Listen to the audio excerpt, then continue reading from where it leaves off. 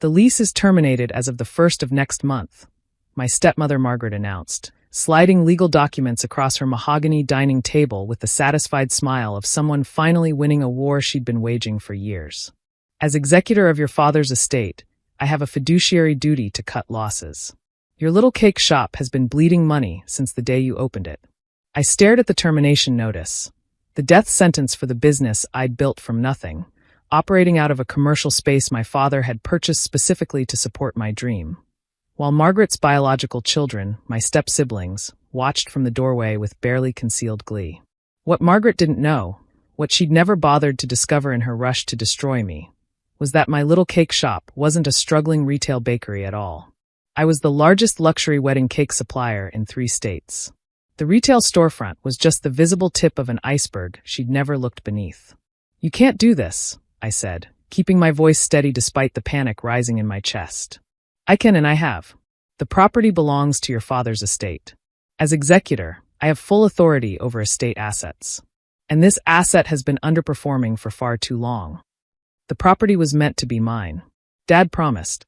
Your father made a lot of promises before he died. Unfortunately, he didn't put most of them in writing. Margaret's smile sharpened. The will gives me discretion over estate management until probate is complete. I'm exercising that discretion. This is my livelihood. My employees should have chosen a more stable employer. You have 30 days to vacate. I've already contacted a commercial realtor to assess the property for new tenants. Someone who can actually generate return on investment. I stood, gathering the termination papers with hands that trembled with rage, not fear. You'll regret this, Margaret. I doubt it. Now, if you'll excuse me, I have a dinner reservation. The commercial realtor arrived at my bakery 3 days later. His name was David Hollister, and he worked for one of the most prestigious commercial real estate firms in the region. He'd been engaged by Margaret to assess the property's value and find a suitable replacement tenant. He clearly expected to find a struggling small business, outdated equipment, amateur operations, the sad remnants of a daughter's failed dream. What he found instead made him stop in the doorway of my production facility, his mouth slightly open. This is not what I was told to expect. What were you told? A small retail bakery. Underperforming.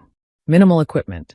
He walked slowly through the space, taking in the commercial ovens, the industrial mixers, the climate-controlled storage rooms, the packaging stations. This is a full-scale production facility. Yes, it is. May I see your books? I need to assess the business value as part of the property evaluation. I handed him the financial records I'd prepared. Not the simplified retail numbers Margaret had seen, but the complete picture of Sweet Serenity Bakery's operations. He sat down at my office desk and began reading. After 20 minutes, he looked up at me with an expression of profound confusion. According to these figures, your retail storefront generates approximately $8,000 per month in revenue. Correct. But your wholesale division generates over $180,000 per month. Also correct. You supply wedding cakes too. He flipped through the client list.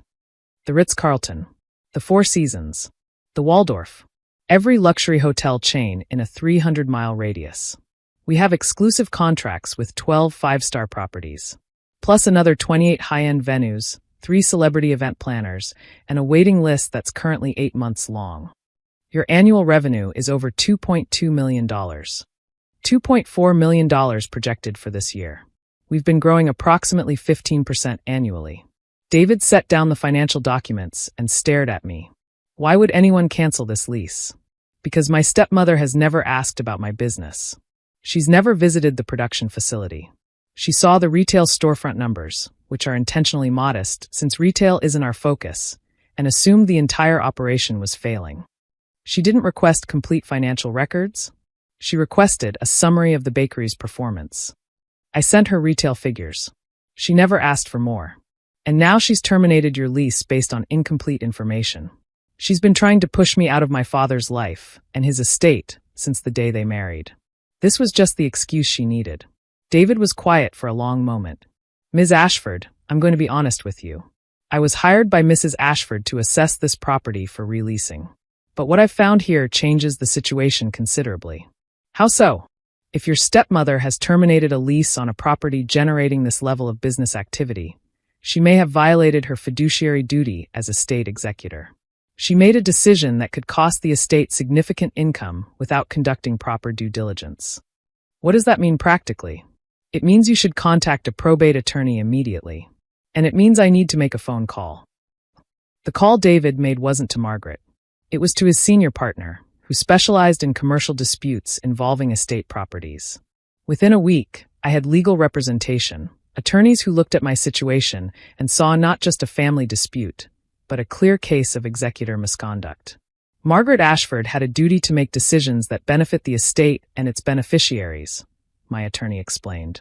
By canceling a lease on a property generating substantial rental value, your business pays below market rent, which benefits you as a beneficiary, but the property itself is incredibly valuable because of the successful business operating within it. She's potentially breached that duty. What can we do?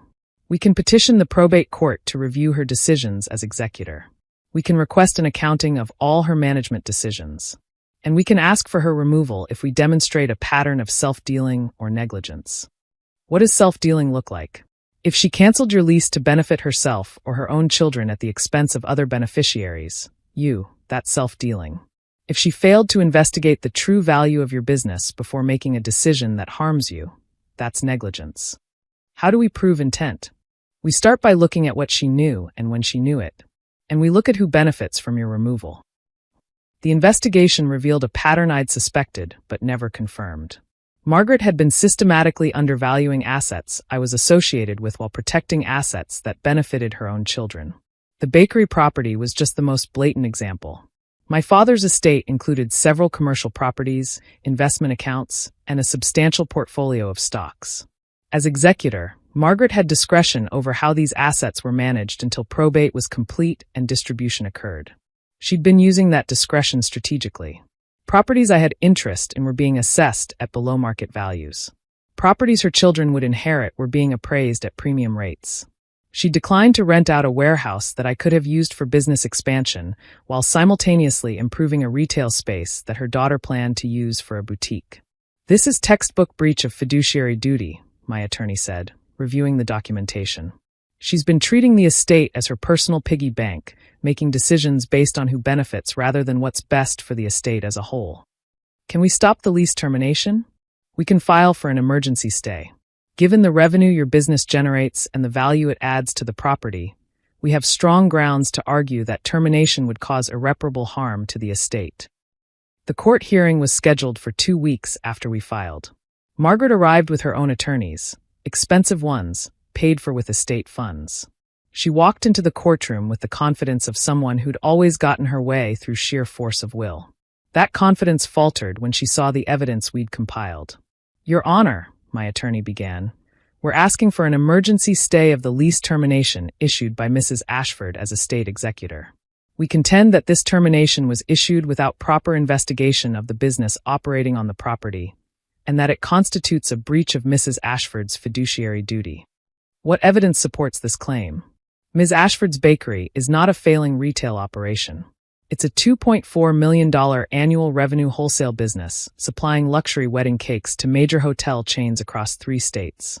Mrs. Ashford terminated the lease based solely on retail storefront numbers, without ever requesting complete financial records or visiting the production facility. The judge turned to Margaret. Mrs. Ashford, did you investigate the full scope of the business before issuing the termination? Margaret's attorney answered. My client reviewed the financial summary provided by the beneficiary. I asked Mrs. Ashford directly. Margaret straightened. I reviewed the numbers that were given to me. If additional information existed, it should have been provided. Did you ask for additional information? I didn't think it was necessary. The retail operation was clearly struggling. The retail operation represents less than 5% of the business revenue, my attorney interrupted. A basic inquiry would have revealed this. The failure to conduct due diligence before making a decision that could cost the estate over $2 million annually is precisely the kind of negligence that constitutes breach of fiduciary duty. The judge's ruling came 3 days later. The lease termination was stayed pending a full review of Margaret's actions as executor. Furthermore, the court appointed an independent administrator to evaluate all of Margaret's decisions since assuming the role. The independent review took 4 months. What it revealed was damning. Margaret had systematically favored her own children in every decision she'd made. She'd undervalued my share of the estate by over $400,000 while inflating her children's shares by similar amounts. She'd used estate funds to improve properties they would inherit while neglecting properties in my portion. And she'd attempted to terminate my lease specifically because a successful business on that property would increase its value that would ultimately benefit me. She was trying to destroy your business, so the property would be worth less when you inherited it, my attorney explained. That way, when the estate was finally distributed, your share would be minimized while her children's shares remained intact.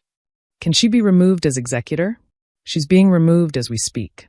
The court has found multiple breaches of fiduciary duty. She's also being required to repay the estate for the funds she misappropriated, attorney's fees, property improvements for her children's benefit, the entire pattern of self-dealing. What happens to the bakery? The lease is reinstated. In fact, given the business value, the new administrator is suggesting the estate transfer the property to you directly as part of your inheritance. It simplifies management and ensures the business can continue operating. Margaret didn't go quietly.